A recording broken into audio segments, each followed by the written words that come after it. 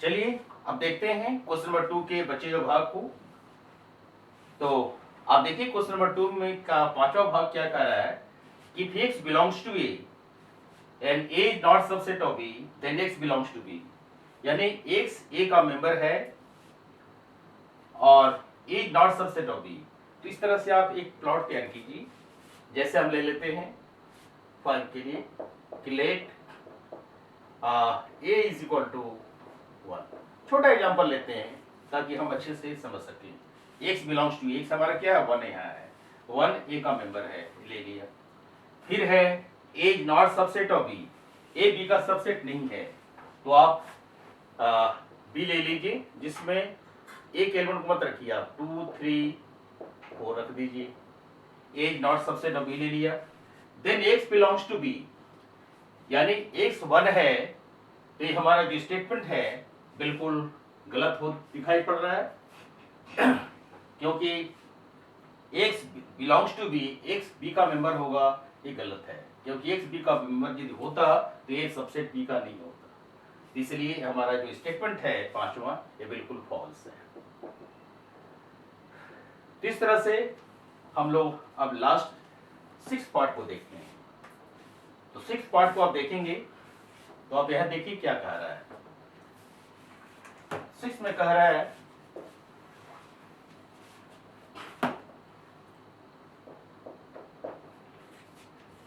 if A is subset of B and X not belongs to B then X doesn't belongs to A। यहां भी हम उस तरह से एग्जांपल लेते हैं A is subset of B, तो तैयार कर लेते हैं कि let A is equal to A B ले लिया A is subset of B और B में ले लिया A B C ले लिया, A subset of B हो गया and X doesn't belongs to B, X doesn't belongs to B, X doesn't belongs to B, X B का member नहीं है। अब X का जहां तक प्रश्न है कि X B का मेंबर नहीं है तो X कुछ भी हो सकता है। X doesn't belongs to B, A is subset of B,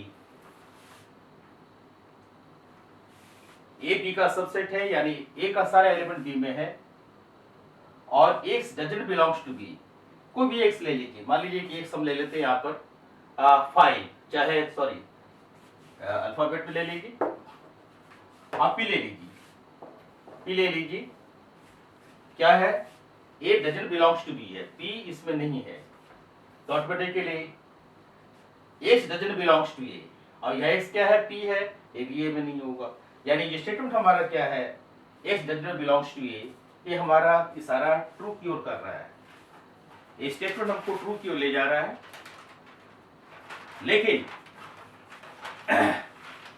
अब चूंकि ट्रू की ओर जा रहा है तो आपको प्रूफ भी करना है।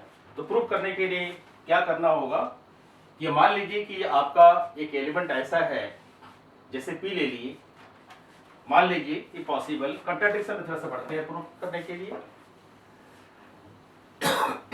मेथड ऑफ कंट्राडिक्शन से बढ़ते हैं। if possible ये हमारा स्टेटमेंट ट्रू है, पहले ट्रू कर लें। if possible let P belongs to A, P belongs to A। अब चूंकि यहां पर कह रहा है कि A is a subset of B, यानी कह रहे हैं आप कि P belongs to A है, यानी P belongs to A, this implies P belongs to B, P B का मेंबर होगा क्योंकि since A is a subset of B, ये क्लियर कहा गया है। तो फिर आगे चलिए, यहां से देखिए कि जब ही आपने P A में लिया तो P B में होना चाहिए। अब आप गौर से देखें कि आपने P तो A में ले लिया जरूर, लेकिन P को B में होना जरूरी A गलत साबित हो रहा है, यानी ये हो नहीं सकता है यहाँ पर, क्योंकि हमारा एक क्लियर फॉर्म में दिया है कि ये B का सबसेट है, तो ये इसको गलत नहीं कर सकते चूंकि दिया हुआ है। इसलिए हमारा जो सोचना था गलत है, तुरंत कहेंगे therefore it is contradiction, it is a contradiction। It is contradiction. Therefore, our supposition is wrong. Therefore, our supposition is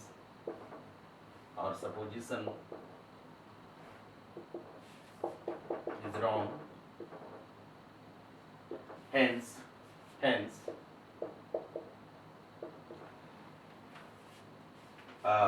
true, यानी रिजल्ट कर सकते हैं, ट्रू तो है ही। तो चूंकि प्रूफ की बात आ रही थी इसलिए पहले बताया कि प्रूफ हमेशा लॉजिकल प्रूफ होता है, अलजेब्रिक प्रूफ होता है, जिससे आपको सही आंसर मिल सके। प्यारे बच्चों, हम लोग अब चलते हैं क्वेश्चन नंबर 3 की ओर।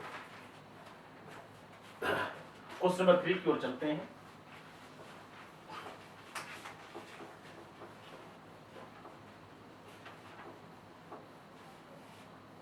इसके लॉजिकल पार्ट से आप अच्छी तरह समझ गए होंगे कि किस तरह से हम अपने स्टेटमेंट को देते हैं, समझाते हैं। तो आप क्वेश्चन नंबर 3 को चलिए। क्वेश्चन 3 क्या कह रहा है, पहले जो विचार है उसको आप लिखिए। कह रहा है कि let A B C be 3 sets, let A comma B comma C be 3 sets.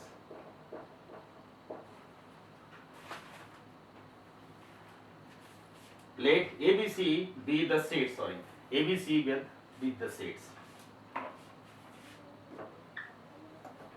Question को चेंज नहीं कर सकते, इसलिए क्वेश्चन के साथ में चलना पड़ेगा। Let ABC be the sets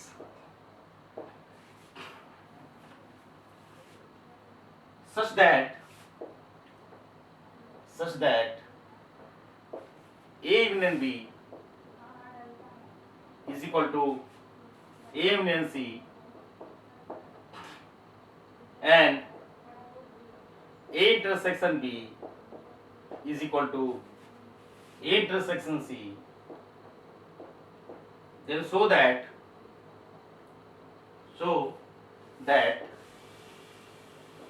B is equal to C। एक प्रश्न है इस तरह से कि क्वेश्चन सेटर के मन में, जो 11th क्लास पढ़ाने वाले हैं उनके मन में प्रश्न आता है कि चलो इसको देते हैं, स्टूडेंट किस तरह से इसका आंसर दे पाते हैं। तो प्यारे बच्चों, कोशिश कीजिए कि इस प्रश्न को बिल्कुल बाय हार्ट कर लें, क्योंकि ये क्वेश्चन आपके एग्जामिनेशन के लिए इंपॉर्टेंट ही कहा जा सकता है। तो आप सॉल्यूशन की ओर चलें। प्रूफ में आ जाए, इसको हम प्रूफ लिखेंगे। तो पहले आप विचार कीजिए कि ये क्या कह रहा है।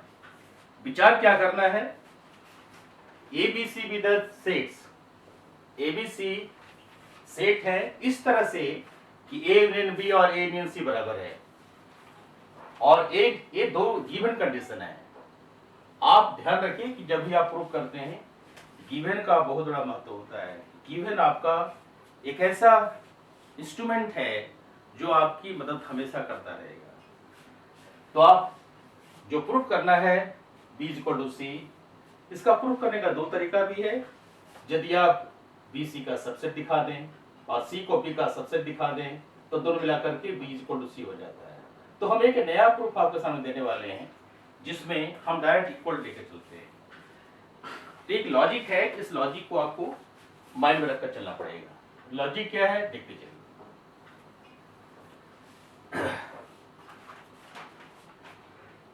आप B से शुरू कीजिए। B को आप कह सकते हो कि B intersection A union B। एक लॉजिक है, इसको आप ध्यान से देखिए, आपको समझ में आ जाएगा। जब A यूनियन B में आप B का इंटरसेक्शन लेंगे तो B ही मिलने वाला है। तो हमको लग रहा है कि क्लियर हो गया आपको।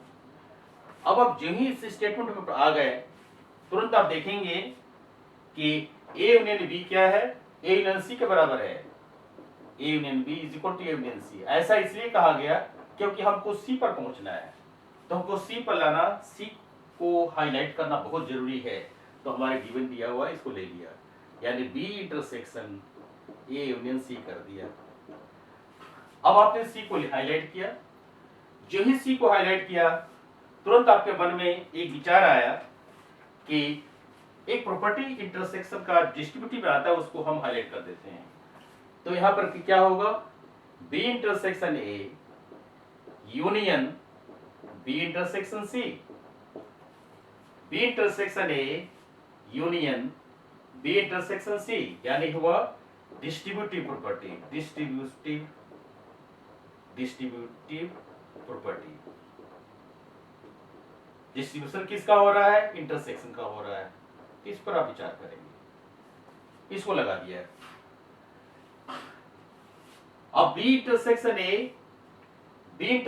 ए या ए इंटरसेक्शन बी, इसको आप ऐसे लिख सकते हो, ए इंटरसेक्शन बी, दोनों ही बराबर होता है क्योंकि कमोटेटिव रूल फॉलो करता है। आप ऐसे कर सकते हो क्योंकि intersection of two set is commutative. अब चलिए, A intersection B A intersection C के बराबर है, A intersection B is equal to A intersection सी।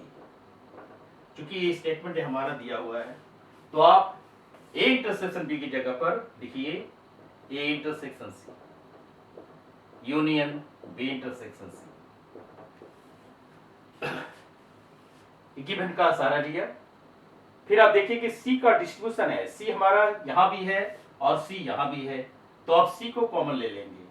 सी क्योंकि डिस्ट्रीब्यूशन यहां किसका हो रहा है, डिस्ट्रीब्यूशन यहां पर हो रहा है जिस तरह से पहले आपने देखा कि डिस्ट्रीब्यूटिव प्रॉपर्टी ऑफ इंटरसेक्शन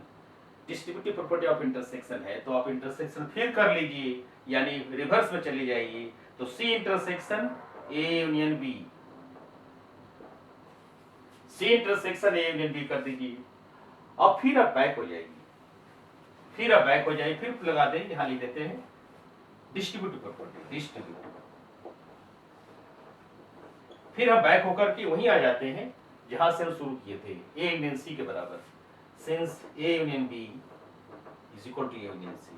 अब यहां पर ए यूनियन बी की जगह ए यूनियन सी लिख दीजिए, तो आपका आएगा सी इंटरसेक्शन ए यूनियन सी।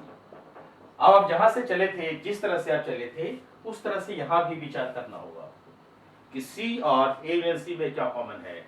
तो ऑटोमेटिकली आप देख रहे हैं कि दोनों कॉमन सी है, तो क्लियरली हमारा जो रिजल्ट है क्या आ गया, therefore B is equal to C, hence proof. इस तरह से आप इस प्रूफ को दे सकते हैं। हमको लग रहा है कि आपको अच्छा लग रहा होगा, क्योंकि स्टेटमेंट जो हम दे रहे हैं प्रूफ के दौरान, ये बहुत ही अच्छा स्टेटमेंट है, इसको आप भूलेंगे नहीं। आप एक बार दो बार प्रैक्टिस करके इस स्टेप्स को याद कर लेंगे तो आपको आसानी होगी। अब चलते हैं नेक्स्ट क्वेश्चन की ओर, चलते हैं। तो अगला क्वेश्चन हमारा है 4 नंबर, क्वेश्चन नंबर 4।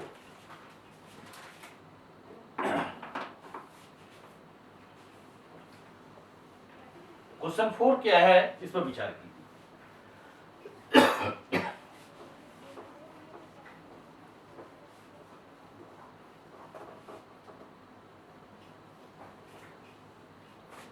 क्वेश्चन 4 है,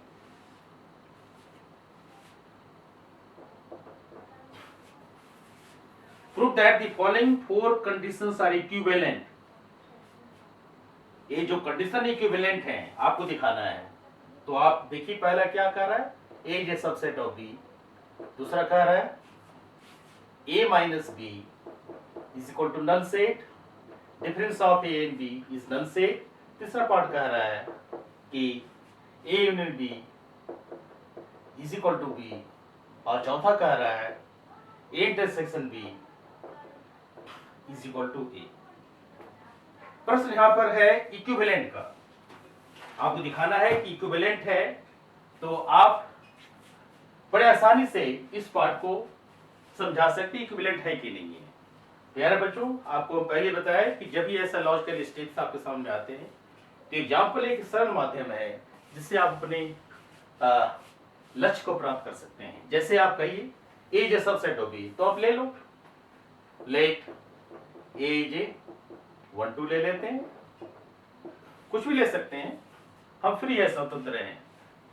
हमारे मन में आया लिख दिया, बी में ले लिया, 1 2 3 लेना ही पड़ेगा क्योंकि हमारा एक प्रश्न यहाँ पर है सबसेट का, इसलिए इसको पालन करते हुए लिखना पड़ेगा।